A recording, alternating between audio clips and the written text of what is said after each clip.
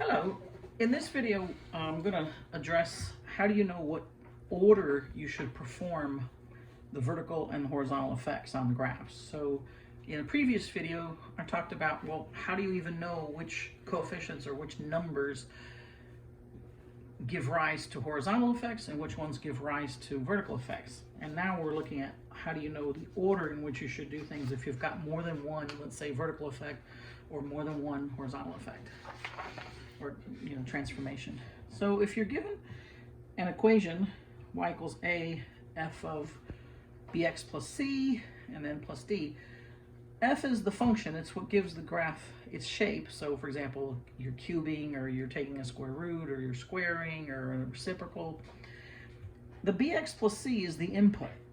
So that is inside the function and it's going to cause horizontal effects. And then the a and the d are outside the function after you've already got the shape. And so those are going to cause vertical effects.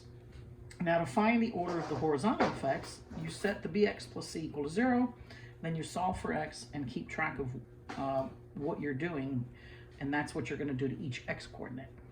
So that's how you need to keep track of the order of operations that you go through to solve for x. So here's my 1/5 x minus 4. I have all horizontal effects. I don't have anything outside the absolute value function. This is understood to be a 1 here in front of the absolute value and then adding 0. So all horizontal, so I set 1/5 x minus 4 equal to 0, and then I solve for x and keep track of what I'm doing.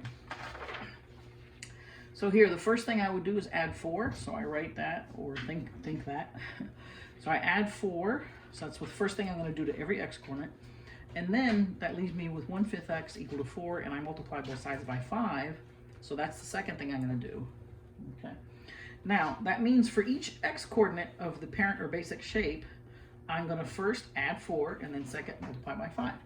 Now, what I mean by the basic shape, for those of you who are in my class, I have these, because you can find these anywhere, right? Some anchor points that you memorize for the different basic shapes. And of course, these are your basic shapes: a line, a quadratic, a cubic, absolute value, square root, cube root, reciprocal. You could do reciprocal squared, you could do exponent, that kind of thing. But anyway, so we're working with the absolute value, and these are the points I would already have memorized that are my anchor points for this shape. So what we're going to do is we're going to take these points and start to transforming them. So here are those points for the basic shape of absolute value x, and we're only going to work on the x coordinates. So that's -2, -1, 0, 1, and 2. And that's because we're only working with the horizontal effects. So what are we going to do to each x coordinate? We're going to add 4, and then we're going to multiply by 5. And we know that's the order in which to do it because we solved for x. So you might have said, well, maybe I multiply by 4 first and then add 4. Well, that would give you a totally different number. So that's why it's important to know the order. So I take each x coordinate, so -2, add 4, -1, add 4, 0, add 4, 1, add 4, 2, add 4. So I add 4 to everything to get the new values, and then I multiply by 5, right? So I multiply everyone by 5, so 2 times 5 is 10, and so on and so forth. So what happens then is, for my absolute value of x, what used to be -2, -1, 0, 1, and 2, which gave rise to these outputs, now these are the inputs that are going to give rise to the same outputs because of all the transformations on the x coordinates. So -2, 2 becomes 10, 2, that kind of thing. And so in a sense, you're resetting the input or figuring out what input to the new function here would make it behave like the parent function's absolute value of x. So for example, when you had absolute value of x, the most basic function, and you input -2, the absolute value of -2 was 2. That's why you got the point -2, 2. Now, when you input 10 into the new absolute value function, that's what's going to give rise to an output of 2. So here you go, 10 divided by 5 is 2, 2 minus 4 is -2, and then the absolute value of -2 is 2. So that's why you're kind of, in a sense, resetting it. But the basic idea here, though, is to know what order you need to perform the operations of the horizontal effects, you set bx plus c equal to 0, and you solve for x and keep track of what you did. And that's what you're going to do to every x coordinate. And then to find the order of the vertical effects, you're going to use PEMDAS. I think there's a couple of other mnemonic devices out there like this, but this is Please Excuse My Dear Aunt Sally, PEMDAS. The P stands for parentheses or brackets. Excuse stands for exponents or powers, like when you square or cube or something. My dear is for multiplication and division, and one does not take precedence over the other. The way you know which one to do first is as you read from left to right, it's whichever one comes first. Same thing is true for addition and subtraction. As you read from left to right, whichever comes first takes precedence. So now, PEMDAS is what you use for the vertical effects to know what order you should do things in. So I'm taking an absolute value function also, but now I'm only going to look at vertical effects. So suppose I had a -1 times the absolute value of x plus 2. Well, what do you do first? Do you add 2 first and then multiply by -1, or do you multiply by -1 and then add 2? Well, using PEMDAS, which would you do? Well, first you would multiply, because multiplication takes precedence, right, over addition. So you'd multiply by -1 and then add 2. But because these are vertical effects, you would do this to all the y coordinates. So you take these numbers 2, 1, 0, 1, 2, and you multiply by -1 and then add 2. So these are your new y coordinates. So in this, when you have the basic parent function, how does it become translated when you have all these vertical effects? Well, -2, instead of mapping you to 2, -2 will map you to 0. -1 used to map you to 1, now it maps you to 1 also. 0 used to map you to 0, now it maps you to 2, and so on and so forth. So these points become these points. All right. Now, what about if we put all this together and we kind of look at, well, what if you have both horizontal and vertical effects? Then what do you do? What order do you use? Well, it turns out that vertical effects do not affect horizontal effects, and horizontal effects don't affect vertical effects. So if you have horizontal effects, they only affect the x-coordinates. They don't affect the y-coordinate. If you have vertical effects, they only affect the y-coordinate, not the x-coordinate. So, and just a reminder, vertical effects are always relative to the baseline y equals 0, because you have up and down motion, and y equals 0, y equals 1, y equals 2, y equals 3. It's all referenced to y equals 0, which is called your x-axis, so that may be a little confusing. I just wanted to kind of remind you that. And horizontal effects are always relative to x equals 0, because here's x equals 0, vertical line, x equals 1, x equals 2, and so on and so forth, because x moves left and right. And so horizontal effects are relative to the y-axis, which is actually the line x equals 0. So now if we look at putting all this together, the same things we looked at separately for vertical and horizontal, let's take a look at what you'd have if you worked the graphs. So let's say you decided to handle the horizontal effects first. So if you recall, you set the horizontal bx plus c equal to 0, and then solve, and we found out that first you add 4 and then you multiply by 5. So that would mean if you add 4, you're shifting everything to the right 4. So this would move the 0 here for the x-coordinate over 4. So you'd get this graph. Then when you multiply by 5, you're basically stretching everything really far from this x equals 0.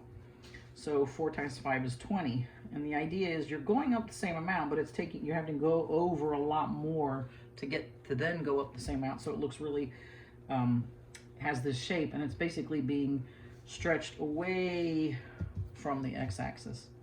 I'm sorry, from the x equals 0, from the y-axis.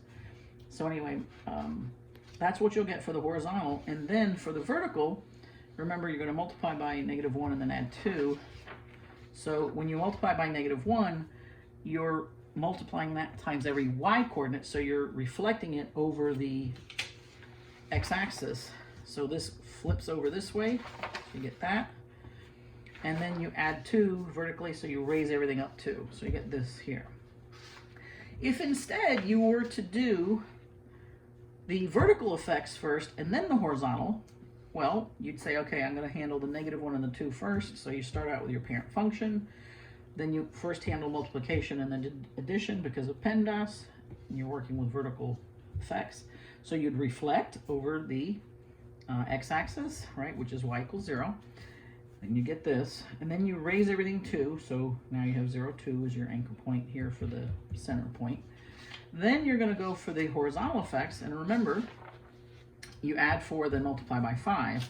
So where you were here at 0, 2, this 0, it's the x-coordinate, shifts over to 4, right? So you're here at 4, 2. And now you gotta, again, stretch away from this y-axis by a factor of 5. So it's really getting stretched out.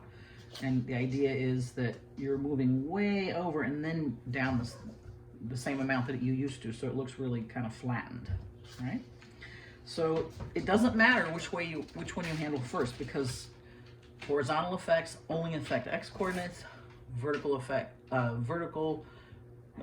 coefficients or effects only affect the y-coordinates. So you can handle them separately, and it doesn't matter which one you do first. So recapping, when you have y equals a f of bx plus c plus d, these are just, generic coefficients. The horizontal effects come from b and c. How you know what to do is you solve for x when you set bx plus c equal to 0, and you keep track of the operations you do, and that's what you're going to do to every x-coordinate. And then the vertical effects come from a and d, and you use PEMDAS to determine the order, which means you're really going to do a first, because you're going to, multiply or divide, and then you're going to add or subtract here. And I just wanted to make one little note. We figured this out separately where we did the x-coordinates, 10, 15, 20, 25, 30, and then we did the y-coordinates, and we got this right here, 0, 1, 2, 1, 0. So I hadn't done this, but you really could also just take that equation that we came up with when we put everything together. Let me just do that for you. We had y equals negative 1/5 x minus 4 plus 2, right? So whereas you used to have xy being negative 2, 2, negative 1, 1, 0, 0, 1, 1, 2, 2. That's the basic. This is y equals absolute value of x, the parent function. Now for this you'd have, let's put them together, 10, 15, 20, 25, and 30. And then these would go to 0, 1, 2, 1, 0. And that's this right here. And you could graph that. I'm not sure if I have enough room here, but we can try it. I thought of this as an afterthought. So you would go, let's say, well, let's just say 5, 10, 15, 20, 25, 30. So it's going to be a little, and then you go, let's say 1, 2, 3, that kind of thing. So you're here at 22 here. That was our, center point. And then we'd have 15, oh, sorry, that's almost 3. Sorry, let's just do this. 15, 1. And then you could do 10, 0, like that. Then you could do 25 over 1, 30, 0, and just, you could graph it this way too, which is really very much more precise, right? So I kind of showed you the movements, of what it does to the entire graph, but this is really nice and precise, okay? So thank you so much for listening.